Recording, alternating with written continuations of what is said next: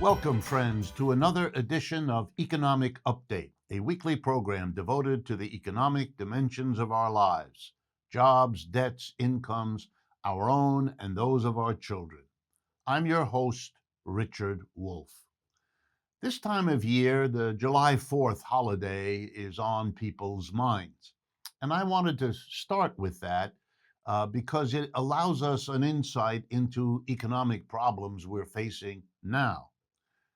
Independence back in the end of the 18th century was on Americans' minds. They were angry, frankly, about the reality of being governed by George III, King of England. They didn't like, and they were very clear about this, that he, the king, had all kinds of power and authority over them, and they had none over him. In other words, they were angry that the king could do all kinds of things that were good for the king, or maybe good for British Empire interests, but were not particularly good for the colonists here in what came to be known as the United States. It got so difficult, it got so tense that the Americans, so called, decided to revolt, to break away in a violent revolution against the established authority of King George III. And as you all know, we celebrate the War of Independence that made the United States free. And notice, we did not establish another king to replace George III, having become independent of him. No, we did something very different. No king. We didn't want that anymore. We didn't want anyone in political authority to have power over the rest of us without some reverse power to kind of make it more, dare I say, democratic. Well, why am I talking about this? Because in our economic system, we have situations quite like what we didn't tolerate back in 1776. And I want to raise the question with all of you as to why exactly we tolerate it now. And so I'm going to do that around two topics that are on people's minds here in the United States today. One of them is inflation, the rising of prices generally across the board in the goods and services we all depend on. And the second one is what has been called a labor shortage, the problem of jobs and people looking for jobs. And that's what I'm going to talk about in the second half of today's program. So let's turn to inflation. And let's start simply because this is one of those topics that people tend to shy away from, to be intimidated by a little bit. But there's no need. It's a very simple story. In capitalism, we give to a certain group of people, quite, by the way, a small minority, the power to determine prices, the prices to be charged for a shirt, for a bag of potato chips, for a software program, for whatever it is.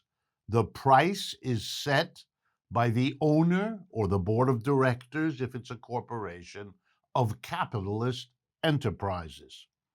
A free enterprise system means that the employer is free to set the prices that he or she wants. And what do they do with that freedom? Well, you know the answer, even if you've never gone to business school. You know that the employer, the producer, the owner, the entrepreneur, the capitalist sets the price that will get for him or her the greatest profit. That's what they're in business to get, and that's how they decide what to do with prices. Of course, they have to be careful. They can't just raise the price astronomically because obviously in our system, the higher the price, the fewer the people who can afford to buy it. And you'd be shooting yourself in the foot if you raised the price so far that there were only very few people left to pay, and then you'd lose in foregone sales what you had hoped to gain by raising the price. So, what every capitalist understands is you push that price as high as you can, just to that point where pushing it any higher would be bad for profits because of the number of people who couldn't buy it anymore. And that's when you stop. But notice in my story that the capitalist is setting the price based on one thing he or she is focused on: profits. It is not in our capitalist system the obligation or the responsibility of the employer to worry about the consequences of whatever prices he sets or she sets.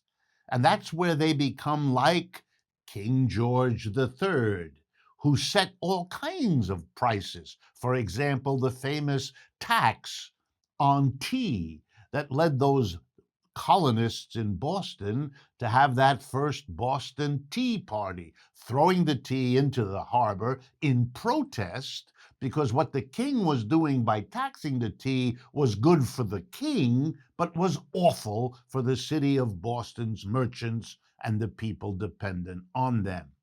Well, when capitalists raise their prices, they are not responsible any more than George III was for what happened, for the suffering that I'm going to show you, for the social consequences I'm going to sketch for you when prices go up. Here we go. When they go up, poor people, and that's the way capitalism always works, are hurt the most because the minute the price goes up, they can't pay for it. That's what poor means. They can't do it. So their budgets are busted. So the families of poor people cannot afford whatever the price is that has just been raised by capitalists. And when they all raise them a little, or most of them do, we have that word inflation. And that's what's going on as I speak with you, as it has so often in capitalism. Well, let's look at the consequences. And they're funny in some ways because they're so complicated. Here's another thing people will do if prices go up. It won't just be that they don't buy stuff anymore, which poor people will have to live with the suffering that goes with that. And remember, they're already poor. But others amongst us will switch from the higher price to the lower price, maybe sacrificing something in the quality, maybe settling for something which won't last very long, and thereby discovering, as poor people do, that if you pay less and you get lower quality in the long run, it may very well cost you more. Here's what happened in the United States with inflation over the last 20 or 30 years.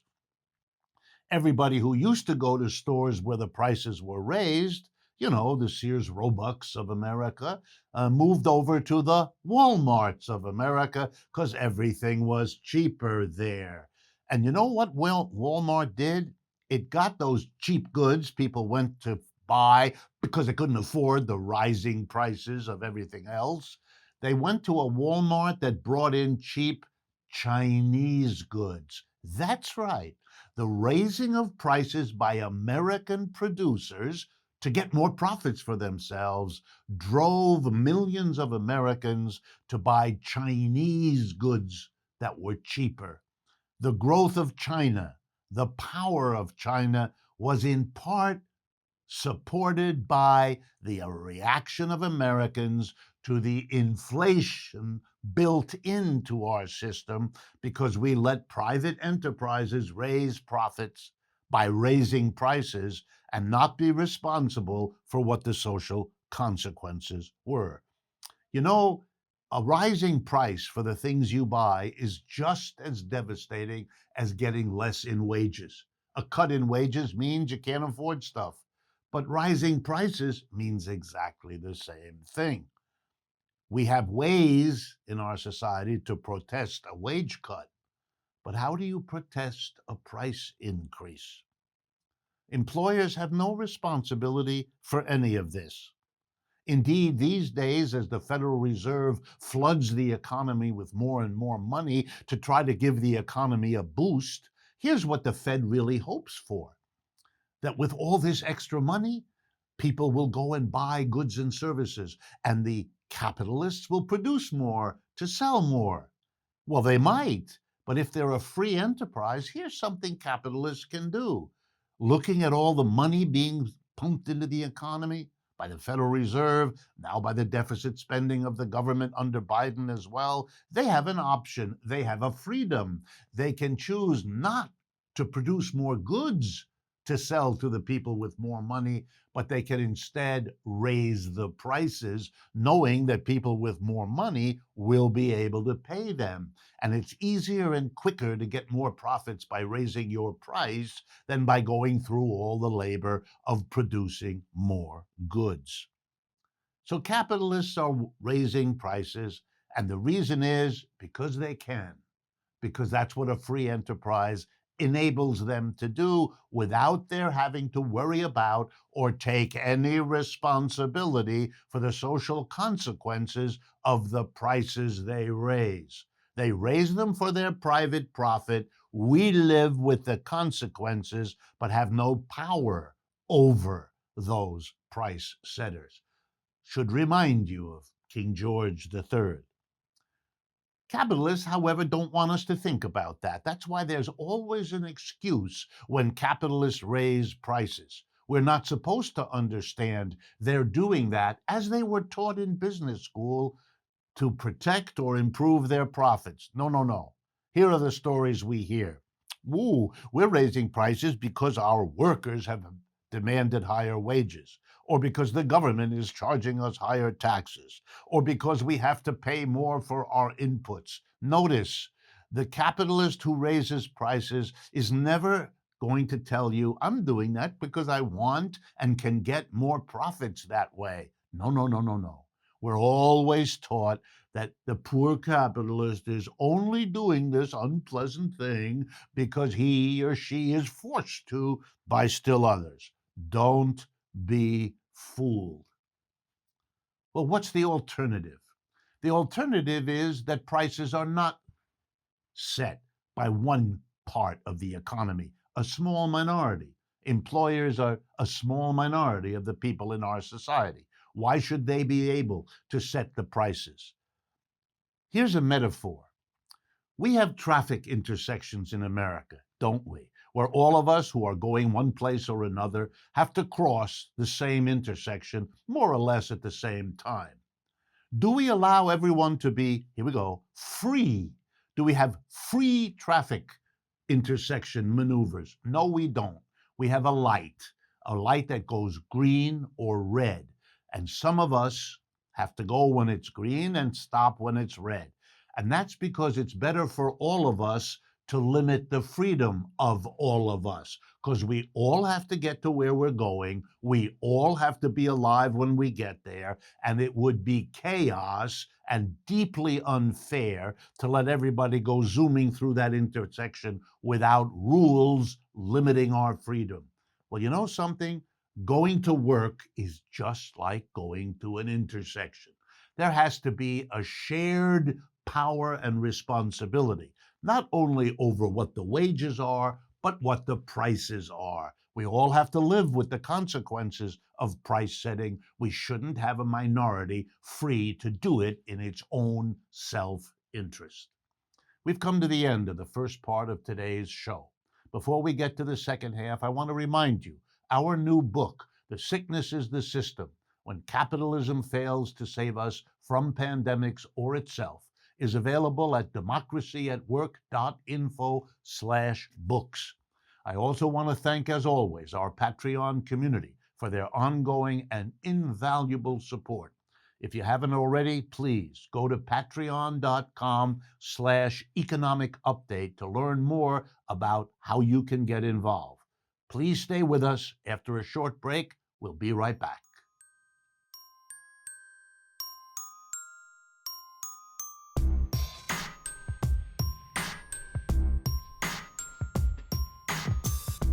Welcome back, friends, to the second half of today's economic update. In the first half, I tried to show how an inflation works as a way for a minority, capitalist employers, to dictate economic suffering to the mass of people, the employees, how they do it, when they do it, why they do it, and what excuses they give for something that is fundamentally about securing or enhancing the private profits they're in business to get. Today, I want to look in this second half at a similar maneuver by employers, but not around prices, around the hiring of workers, or what you might call the price of the labor power that they buy from the working class. So let's begin with a very clear understanding of where we are right as we're speaking. Employers across the United States, and indeed across the capitalist world, want, understandably, to recoup the losses that they suffered, the missed profits they never got during the last year and a half, the year of a global capitalist crash and the year of a global viral pandemic. Hard time was had by employers who could not, in many cases, and there are some important exceptions, keep their people working and get the profits out of their employees that they normally do. That's a reality. And here's what they have decided to try to do. They're going to try to get workers to come back, to resume production, to resume generating the profits with their working employees. But they're doing something else as well. As we saw in the first half, they're raising their prices. They're doing that because they can. It's in their hands to determine what the price is of the goods and services they sell. They see the Federal Reserve and other central banks pumping more money into the economy so people will have the money with which to pay more for the goods and services they buy. They see the federal government, for example, under Mr. Biden, like Mr. Trump, pumping more money in than they're pulling out in taxes. That's what deficits mean when the government spends more. And that's going to increase purchasing power in the population. So when capitalists see that kind of thing, they have a choice to make. And please notice it's their choice. They can respond to the extra money in the economy. They can respond to the extra spending by the government by saying to themselves, wow, there's more purchasing power. There are more people out there with more money in their pocket. Let's order more goods from the companies that supply us in the stores where we are and so forth, in the malls where we are, because we'll be able to sell more. And that's, of course, what people at the Federal Reserve and the government want. Because if what the businesses decide is to sell more stuff to soak up the extra purchasing power, that means more jobs for people producing that stuff. But I told you capitalists have a choice, and here it is. They can respond to the extra money in the economy. Whether it comes from the Federal Reserve or the US Treasury really doesn't matter. They can respond not by ordering more goods and selling more, but instead doing nothing of the sort, simply raising the price of what they already have to sell. And that's a lot easier. There's more profit in it because the costs of doing that are virtually zero. You just raise the price. It cost $40 before, now it costs 50. It cost 10 cents before, now it costs 15, and so on. And so that's what they're doing. They're raising the prices. We talked about that in the first half. I want to look at now a second question. Some extra hiring is going to be done in this recovery, no question. These companies that I talked about who raise prices know that part of what they're going to be doing is selling more goods and services. So they will have to hire more people. As restaurants open, they'll need more people. As health centers expand and resume functioning, they'll have to hire more people, and so on. So now the question for them becomes, what do we have to pay the people we're bringing back to work? And here comes the problem. It turns out that it wasn't just employers who suffered during the last 15 months or so. of economic downturn and COVID. So did the mass of workers, and they are much, much larger in number. Here's a statistic just to give you an idea. 82 million Americans at some point or other in the last year and a half filed for unemployment insurance. Some were only unemployed a few weeks, some were unemployed the entire 15, 16, 17 months. 82 million. That's an awful lot of people. And you know, when you're unemployed, short or long, you use up any savings you had. You maybe need to lean on your relatives, your family, your friends, your community. It's rough. The working class has its problems coping with and coming back from and recovering. They need secure jobs, they need a higher income every bit as much and with just the same justification as the employer who wants to recoup some of his losses from the pandemic and the crash. But the employers don't want to pay higher wages. That's how they're going to get the extra profit that will help them recoup from the 16 months or 17 months of grief we've just gone through. So they want to be able to raise prices, you betcha. But they don't want to raise wages, you betcha, and for the exact same reasons. The bigger the profit for them, the more they can raise prices on the one hand and not raise wages on the other. So now you will understand why suddenly you hear all this talk about, quote unquote, get ready, labor shortage. What an interesting idea, and what total nonsense.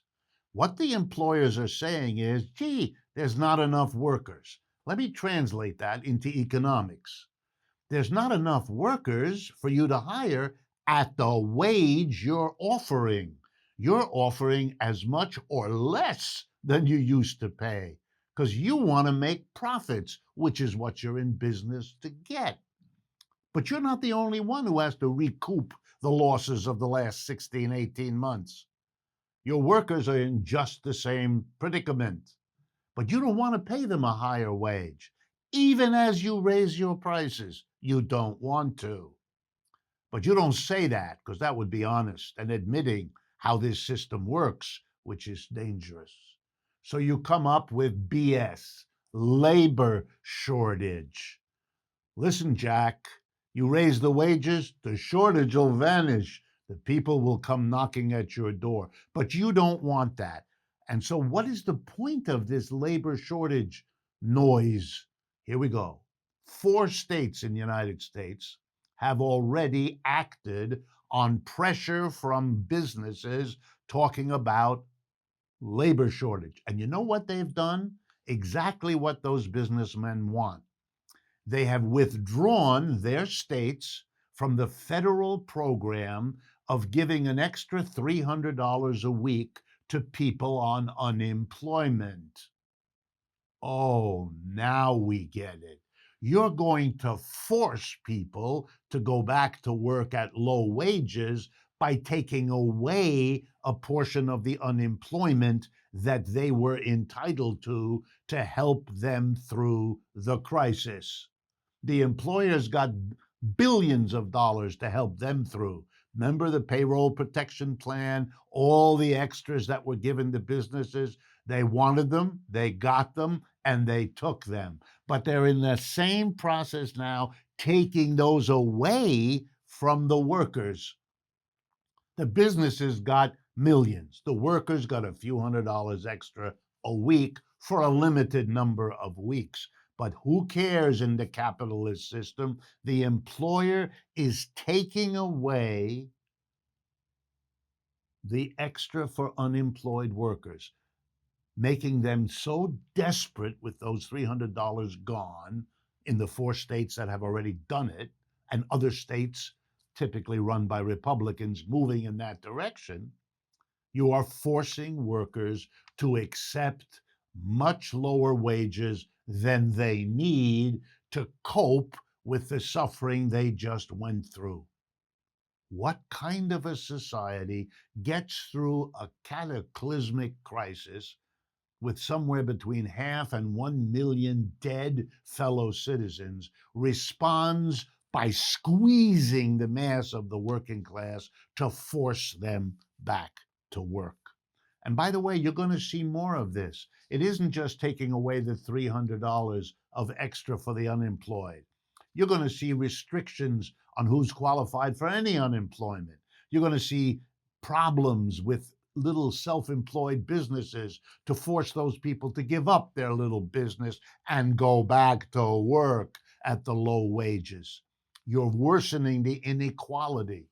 You're going to see a reopening to immigrants in the hope that they will come in and work gratefully at the lower wages, which will force the general level of wages down. I mean, we will see every effort made to coerce this system to maximize the profits of the minority of our people who live off profit at the expense of the majority of the people who work for a living producing the profits for the minority. And all of this happens quietly, below the surface. All the noise on TV, on the social media, about this program that the Biden administration is going to start. And I don't want to take away, given what the Trump administration did, Biden's way better, no question, for the mass of people. But he's dabbling around the edges. The hard reality of everybody's job situation is better captured by the sad story I had to tell you today. But that's why capitalism as a system is a problem, because right below the surface of the rhetoric, there's this relentless reality in which a tiny group of people have the power. That's how our system works, to set the prices, to use the profits they gather in their hands to, how shall I say, persuade the politicians so that they can force the workers to come back to work without the wage increases that what we just went through should have entitled them to. I'm a critic of capitalism. You know that. But I'm not a critic out of some abstract ideological commitment. I'm a critic because I can see every day the regular routine realities of this system grinding the mass of people for the benefit of the few. And I actually take seriously that part of the motivation for what this country did when it was born as an independent country, to break away from another system in which a tiny group of people, King George III and the court of the King of England, were telling all of us in this country what to do and how to do it and when to do it, and squeezing us as they did with that tea tax that our fellow citizens in Boston opposed. And we broke away from them. We had a revolution to get free, not just of King George III, but of the whole king monarchical system, which is why we didn't reproduce it here. Our independence was won from a system, a feudal system with a king on top that we didn't want to live under. There's a lot of message there, and it applies to our situation in capitalism in the United States right now. Thank you for your attention. Thank you for watching and listening to this program. And I look forward to speaking with you again next week.